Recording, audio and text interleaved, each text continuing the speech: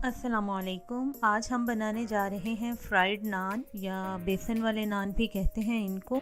तो ये मेरे घर के बाहर का व्यू देख लीजिए। आज मौसम बहुत ही अच्छा है और बारिश हो रही है। तो ऐसे मौसम में इंसान का दिल चाहता है कि वो कुछ चटपटा सा बनाए और बच्चों की भी फरमाइश थी कि आज फ्राइड नान बनाए जाएं। तो मैंने सोचा चले आपके साथ भी रेसिपी को शेयर कर देते हैं। अगर आप मेरे चैनल पर नए हैं तो प्लीज मेरे चैनल को सब्सक्राइब कर लीजिए और साथ में लगे हुए बेल आइकन को दबाने से आपको मेरी आने वाली नई वीडियोस की अपडेट्स मिलती रहेंगी। वीडियोस अच्छी लगे तो थम्स अप दें। चलें शुरू करते हैं रेसिपी को।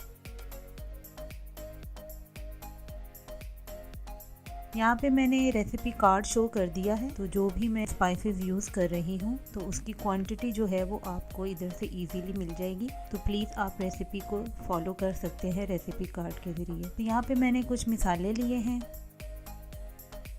प्याज लिया है, आलू लिया है, पालक है और ग्रीन चिलीज है और इन सबको मैंने बारीक काट लिया है। आप किसी भी शेप में काट सकते हैं। बेसन लिया है मैंने तकरीबन 1.5 कप।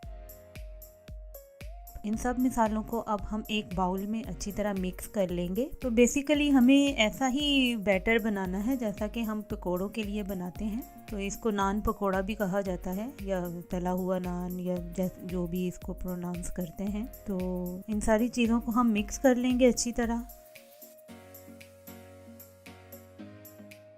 बेसन को थोड़ा थोड़ा इसमें शामिल करते जाएंगे। एकदम से सारा बेसन नहीं डालना, जितना ज़रूरत होगा उतना ही हम शामिल करेंगे। और इसको मिक्स करने के लिए पानी को भी हम थोड़ा थोड़ा करके इसमें शामिल करेंगे। एकदम बहुत ज़्यादा पानी नहीं डालेंगे वरना बेसन पतला भी हो सकता है। तो हमें एक थिक बैटर बनाना है, बहुत ज़्यादा पतला ना हो, ताकि जब हम नान पर अप्लाई करें तो वो अच्छी तरह नान के ऊपर चिपक जाए। अगर बहुत पतला होगा तो वो रुकेगा नहीं, नान के ऊपर अच्छी तरह से नहीं लगेगा।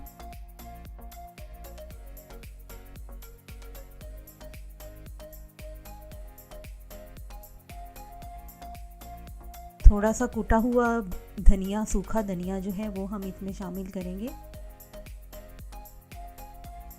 नान मैंने यहाँ पे फ्रोज़न लिया है। हमारे यहाँ ये फ्रोज़न नान हलाल मिल जाते हैं। तो आपके पास जो भी अवेलेबल हो, आप जिस कंट्री में रहते हैं जो भी अवेलेबल हैं आप वो यूज़ कर सकते हैं। नान घर में बनाना चाहें तो घर में बना के भी यूज़ कर सकते हैं। ऑयल को मैंने पहले ही गर्म होने के लिए रख दिया था। तो पैन ऐसा लेंगे जिसमें हमारा नान जो है वो इजीली आ जाए। बहुत छोटा पैन भी नहीं लेना है। मीडियम फ्लेम पे हम नान को फ्राई करेंगे। तो देख सकते हैं हमारा बैटर जो है वो इतना अच्छे तरीके से इस पे लग गया है, बिल्कुल भी उतरा नहीं है। तो 2-3 मिनट के लिए हम इसको फ्राई करेंगे और बिल्कुल भी टच नहीं करेंगे। मीडियम फ्लेम पे हम इसको फ्राई करेंगे तो ये अच्छे से क्रिस्पी और अच्छा फ्राई होगा। बहुत ज़्यादा तेज़ आंच पे करें तो फिर जलने का खतरा होता है और अच्छा फ्राई भी नहीं होगा। 1-2 मिनट के बाद हम इसको चेक करेंगे और इसकी साइड को चेंज करेंगे।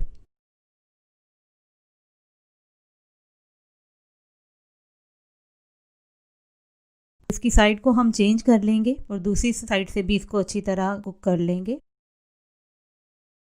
तो मीडियम फ्लेम पे रखते हुए हमने इसको 5 से 10 मिनट के लिए फ्राई करना है। तो ये बहुत अच्छा गोल्डन ब्राउन होने तक दोनों साइड से अच्छी तरह फ्राई करने के बाद हम इसको निकाल लेंगे और जो एक्सेस ऑयल है वो भी हम डिस्कार्ड कर देंगे।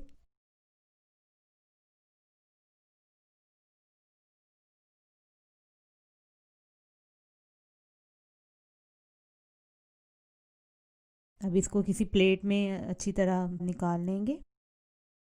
तो ये देखिए हमारा नान बहुत अच्छा फ्राई हो गया है। तो आप इसको बनाएं और खाएं और हमें बताएं आपको ये रेसिपी कैसी लगी। अगर आपको हमारी वीडियोस अच्छी लगती हैं तो हमारे चैनल को सब्सक्राइब कर दीजिए। मिलते हैं एक और नई वीडियो के साथ। अल्लाह हाफिज़।